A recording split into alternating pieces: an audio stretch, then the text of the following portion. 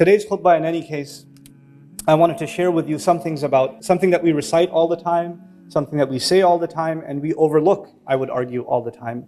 And that is the gift of Allah that He revealed to all of us, and that is Bismillah ar-Rahman ar-Rahim. There is so much that can be said about Bismillah ar-Rahman ar-Rahim, but I hope to share a few things with you today.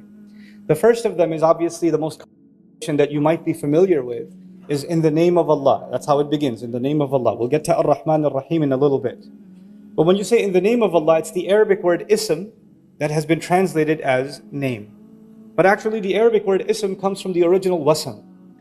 And wasama in Arabic as a verb means two things. It means a mark, some kind of brand, like sometimes they would have animals, anybody's horse, it could be there's a lot of white horses, and is it mine or is it yours? So they would put a brand on the horse. So now I know this one's mine.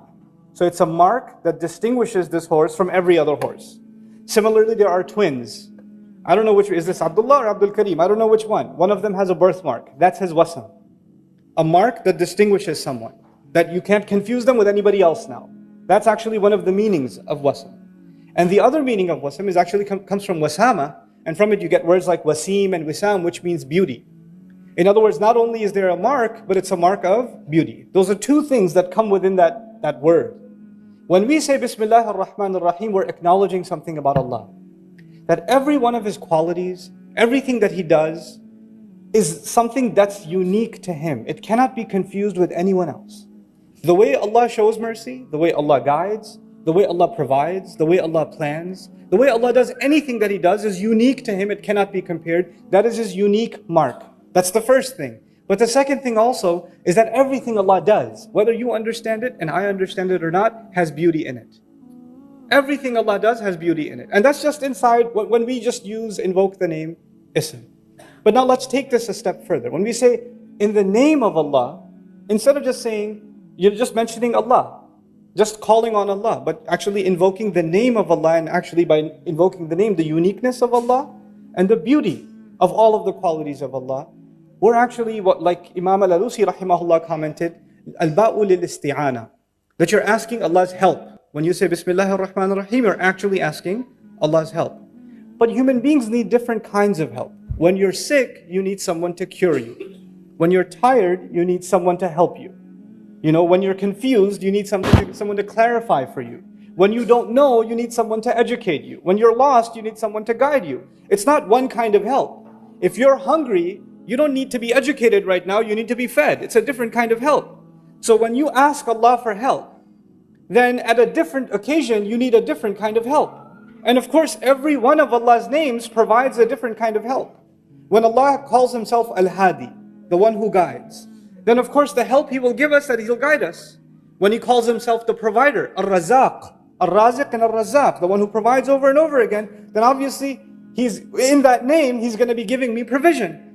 When He calls Himself Dhul Quwwatil Mateen, the one who has extended might, extended power, then I need strength, I'm weak. And I'm going to call on Allah's power to grant me some of that power myself, so I can accomplish what I need to do. So every one of Allah's names gives us a different kind of help. But when I wake up in the morning, and I'm just getting out of bed, and out of my mouth comes Bismillah ar-Rahman ar-Rahim, just like that, I just say, I don't think about which name do I need right now.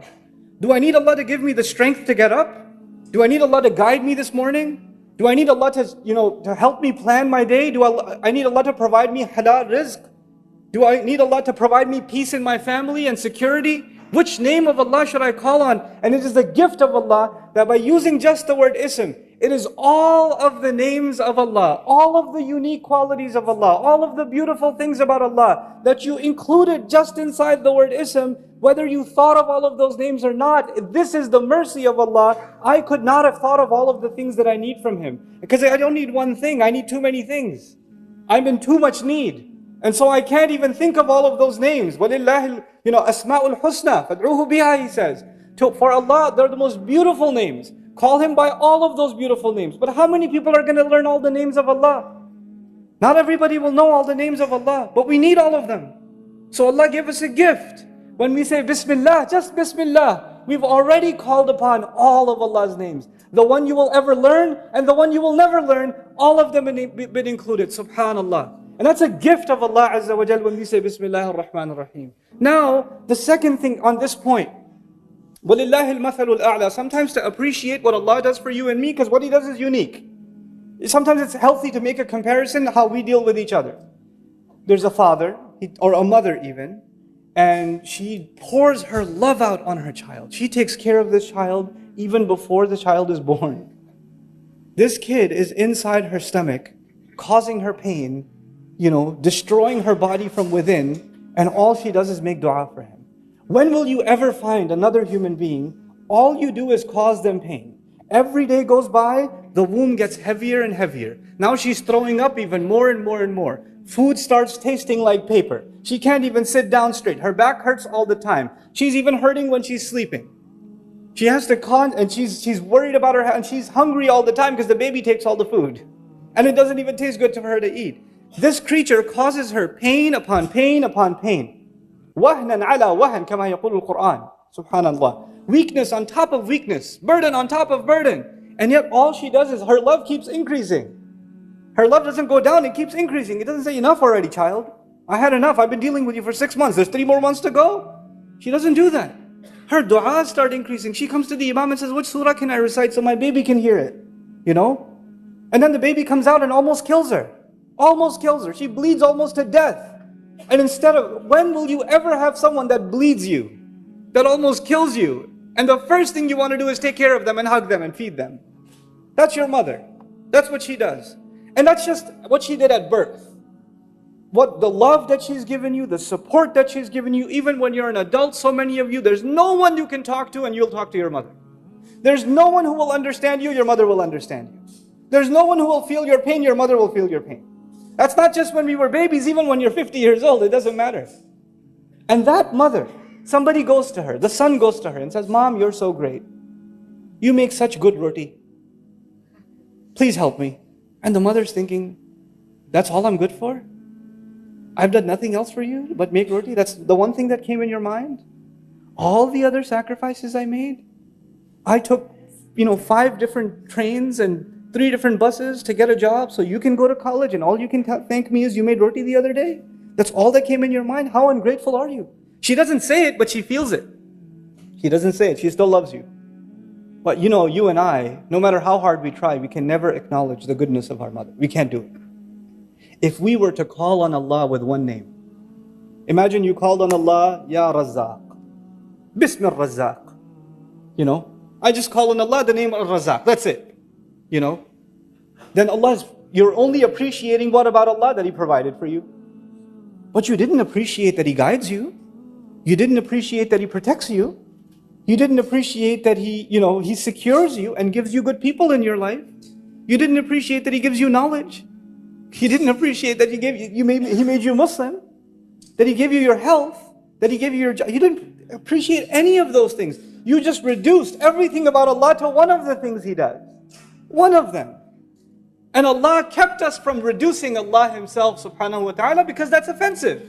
We wouldn't even know. وَيُعَلِّمُكُمْ مَا لَمْ تَكُونُوا تَعْلَمُونَ. He taught you what you couldn't have even known. We would have even been praising Allah and it would have been offensive because it's just not enough. So He gave us Bismillah. He gave us this phrase. And now when you call on that phrase, the believer is supposed to become filled with gratitude.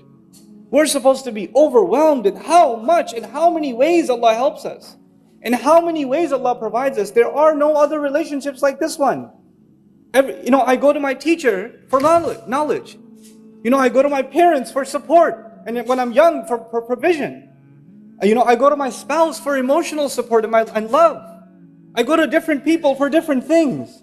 But to Allah, you go to Him for all things. You go to Him for everything. There's not one thing that is missing when you and I turn to Allah. So that's the first part of the equation, Bismillah. But then Allah didn't stop there. Even actually, I want to share with you some things about the word Allah. Our ulama had a long debate in our history. What is the origin of the word Allah? Does the word Allah come from ilah? And is it the combination of al-ilah? Al-ilah. Or is it a name of Allah that belonged to Allah from before Arabic and before all languages? It's always been the name of Allah. There's been these two positions all across our history, and both of them have their evidences. But I want to share some things with you. Even if you say that this word comes from the word ilah. Ilah is commonly translated someone to be worshipped. Al-ma'bud. Al-ma'bud. Al-ma'luh bima'na al-ma'bud. But you know the word aliha, the verb in Arabic, it actually comes from love. The origin of the word faza'a ilayhi wa ahabbahu ashad al-hub. It's actually intense kinds of love. The old Arabs before Islam, they used to have 10 degrees of love. The lowest of them was hub. The lowest of the degrees of love was hub, and they would have 10 degrees. And the 10th one will kill you. You love someone so much, you become so obsessed that you can't even eat, you can't even sleep, you just kills you. It's unhealthy. The ninth one actually is called wala or Allah, from which the word ilah comes. And the word wala means a kind of love that when you have it, you don't feel pain. When you have it, you don't feel hunger. You don't feel sadness. This love fills your appetite so much, there's no room left for anything else. There's no negative emotion left in your life because this ilah has filled it for you. When we call upon Allah by saying Bismillah, we are expressing our love for Allah and acknowledging that if we truly have love for Allah, all of our problems are going to feel like nothing. We all have problems. Some of us have marriage problems. Some of us have problems with our children. Some of us have problems with money. Some of us have problems with health. Some of us have problems with extended family, friends. We have all kinds of problems. Some of you have legal problems. Some of you have business problems, immigration problems. There are so many problems in life. All you're doing all day, there are taxi drivers here that are driving around all day thinking about their problems. How much money do I have left? How am I going to pay for the next tuition fees for the child? Which uni are they going to go to? And all of it. That's all they're thinking about all day. But when you call on Allah with Bismillah ar-Rahman ar-Rahim, know that Allah will remove the tension from your head. He'll get rid of it. And He will replace it with a reliance on Allah. And everything will get sorted out. Everything will work out. Because you have this gift that came from the heavens. This thing you recite and I recite, Bismillah ar-Rahman ar-Rahim, is not cheap. It's amazing. You know when it's used in a context, all of you know it's used in the beginnings of surahs every time. But the one time it's used in the middle is in the story of Sulaiman. Innahu min Sulaiman wa innahu Bismillah ar-Rahman ar-Rahim. Ever think about that? Sulaiman alayhi salam is going to transfer the throne of another queen thousands of miles in the blink of an eye. And he says, this is because of Bismillah ar-Rahman ar-Rahim. This is what Bismillah ar-Rahman ar-Rahim can do. What is Allah teaching you and me? If Allah can do that when someone truly believes in Bismillah ar-Rahman ar-Rahim, then you and I have no reason to be pessimists left. A Muslim is not supposed to be depressed because he has this gift.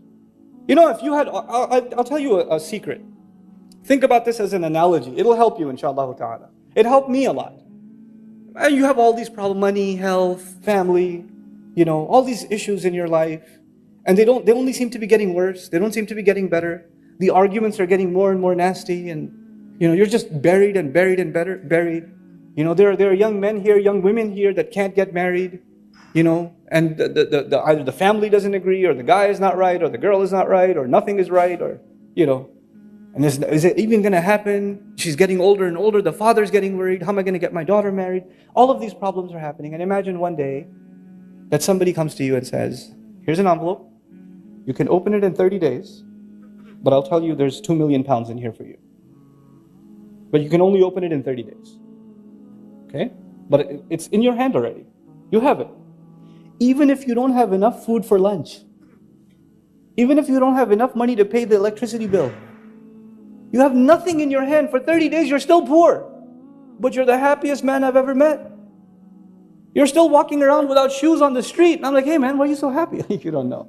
27 days. I'll let you know. Because you have a guarantee in your hand. You have a guarantee. And whenever you get depressed, whenever you feel really hungry, you just look at the envelope. 24 more days. This thing has given you a guarantee that a better life is coming, isn't it? All of your problems became small. No big deal. Because you have a guarantee. That is when you call on the name of Allah. That's a guarantee in your hand. It's worth more than a few million pounds, let me tell you. It's worth a lot more than that. And it's in your hand. It's just in your hand. You just got to believe in it, that's all. Somebody else could have the same paper and say, I don't believe it, and rip it up. Never even open it. Be skeptical about it. You and I are believers. We believe in the power of Allah's names. And so I take you quickly to the next name. Of all of Allah's names, first of all, He invoked the one that makes us worship Him out of love. The word that comes from ilah. And even that name is so unique. Because the Wassam already told you that there's a uniqueness to Allah, right? You know, in Arabic, this is a little bit of an Arabic thing, but I'll try to make it easy for you. You must have heard, if you have Arab friends or somebody speaking Arabic, when they call on someone, harfun nida hiya al-ya. You say, Ya walad, Ya rajul, Ya kareem, Ya abdullah. They say Ya all the time when they call someone. When you say Ya, you don't use al. You don't say Ya al-walad. If you want to use al, you say Ya ayyuhal walad. You don't just say Ya al-walad, you say Ya ayyuhal walad. Like Allah says, Ya ayyuhal muddathir, for example. Ya ayyuhal nabi. If you want to put alif lam there, al there, you have to say ayyuha, you can't just say Ya. But if you don't say Ya, you can say Ya Musa, Ya Isa, Ya Zakaria, Ya Yahya. You know. In some argue, the word Allah has al in it. But we say Ya Allah or no? We say it all the time. The name of Allah is so unique. You don't even do in Arabic what you do with the name of Allah anywhere else. Even the name of Allah is unprecedented. Even the way it's pronounced, the Allah, when you say Allah, you don't say Allah anywhere else in Arabic. Even the way it's pronounced is unique. Even the way Allah gave us the gift of His name is to tell us you are dealing with someone like as no one else.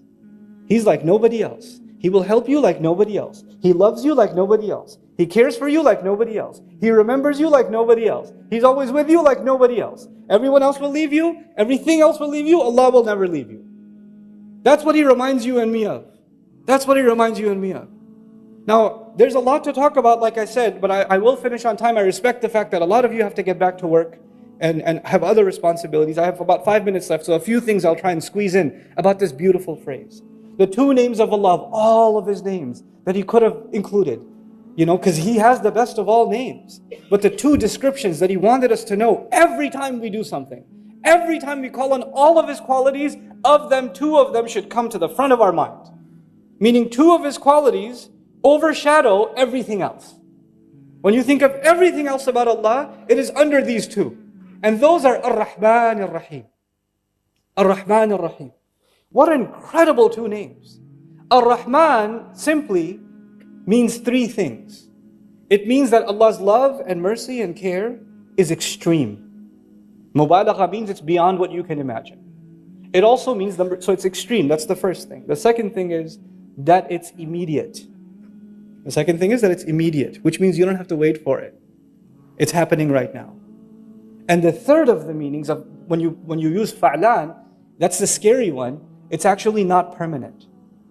It's extreme, it's immediate, but it's not necessarily permanent. When you say, for example, in Arabic, atshan. Atshan means thirsty. Thirst is not permanent. When you say jaw'an, jaw'an is extremely hungry. It's extreme, it's immediate, but it's not permanent. When you say ghadban, extremely angry, it's not permanent. Well, for some people it is, but yeah, for most people it's not permanent. You know? But the beauty of the Arabic language and the beauty of how Allah chose to describe Himself, this is a kind of mubalagha. Even if it's temporary, it doesn't go away on its own. If you're thirsty, the thirst will not go away on its own until you use water. If you're hungry, hunger will not go away on its own until you eat food. If Allah is Ar-Rahman, if Allah is excessively loving, excessively caring, excessively merciful, that extreme love, mercy and care will not go away ever until you remove it. Until you don't want it. Allah will never take it away. People don't want it sometimes. Rasulullah ﷺ one time told the Sahaba, strangest thing, the Sahaba are sitting there and He looks at them and He says, كُلُّكُمْ يَدْخُلُ الْجَنَّةِ إِلَّا مَنْ أَبَى. So all of you are going to Jannah, except the one who refused. This like, why would? And even the Sahaba asked the same question that came in my head. وَمَنْ يَأْبَى مِنَّا يَا رَسُولَ اللَّهِ. Who's gonna refuse? Why would we refuse to go to Jannah? He says, مَنْ أَطَاعَنِي دَخَلَ الْجَنَّةِ وَمَنْ أَبَانِي فَقَدْ أَبَى مَنْ عَصَانِي فَقَدْ أَبَى. Whoever obeyed me, whoever came to me, because he's the بِالْمُؤْمِنِينَ رَؤُوفٌ رَحِيمٌ, He's the merciful messenger of Allah. Whoever came to me in obedience wanted to go to Jannah. Whoever forgot about me, disregarded me, he didn't want to go. You and I can remove ourselves from Allah's mercy. Allah will not close the door. We close the door. And sometimes you close the door for many years. Sometimes you close the door for many, many years. And then you open it. And And when you open it, Allah doesn't say, why did you close it? Get lost, I don't want you anymore. He doesn't do that. The door remains open. The doors of Allah's mercy and His care and His love remain open. The last of these names is Ar-Rahim. And as I leave you with Ar-Rahim, two things I want to share with you. Ar-Rahim actually fills the void of Ar-Rahman. Ar-Rahim is a sifa mushabbaha, they say in Arabic, something that is permanent. So don't you worry. Allah will take care of you right now, immediately. And if you're worried about tomorrow, He'll take care of you tomorrow too. You know, it's human nature. If you're really hungry and your wife says to you, what do you want to eat next week? You say, forget it, woman. What do we have right now? I don't care about next week. I'm starving right now. Once you finish eating and your stomach is full, then you say, so what were you saying about next week? You don't think about the future if you have a problem in the present. Once your present problem is solved, then you start thinking about the future. If you haven't paid the bill yet, then you're only thinking about the bill right now. The moment you pay the bill, you start thinking, when am I going to pay next month's bill? You think about the future. What did Allah do? Allah took care of your immediate need when He said Ar-Rahman. And He took care of your future when He said Ar-Rahim. He took care of your future. Both of them. And in the right order. Because human beings, كَلَّا بَلْ تُحِبُّونَ الْعَاجِلَةِ, you love to rush. You love the things that you need right now. You're obsessed with them. أَلَا يَعْلَمُ مَنْ خَلَقَ, doesn't He know who He created? He gave me Ar-Rahman first, then He gave me Ar-Rahim. And so I leave you with the last of these many treasures of Bismillah ar-Rahman ar-Rahim. Bismillah ar-Rahman ar-Rahim is what they call in Arabic shibhu jumla. إنها ليست جملة. It's not a sentence. It's actually what's called in English grammar a fragment. Okay, it's a piece of a sentence. For example, if I say in the car is not a sentence. If I say there's a person in the car, now that's a sentence. In the car there are a lot of people. That's a sentence. But if you just say in the car, it's not a sentence. When you just say in Allah's name, that's not a sentence. That's an incomplete thought. There's no mubtada, there's no khabar, there's actually a muta'alliq, it's just a jar majroor, the Arabic students will know. There's no fi'l. Some grammarians, when the mufassirun studied this ayah, they said, wow, this is incomplete. How do you complete it? There must be a fill in the blank. So they say it must mean abda'u bismillah ar-Rahman ar-Rahim, or abtadi'u bismillah ar-Rahman ar-Rahim. I begin with the name of Allah. You might have seen some English translations that say I begin with the name of Allah, even though the words I begin are not there. They're just not there. So the question is, why aren't they there? And that's what I hope to share with you now. Allah Azza wa Jal in His wisdom, the one who allaman al-bayan, right? He taught us how to speak. He knows how to speak. When He wants to make a full sentence, He will make a full sentence. When He wants to give you half a sentence, He will give you half a sentence. We don't judge Allah's speech by our standards. Our speech is judged by Allah's standards. He's the one who taught us how to speak. Subhanahu wa ta'ala. He gave us an incomplete statement on purpose, because what you do next completes it.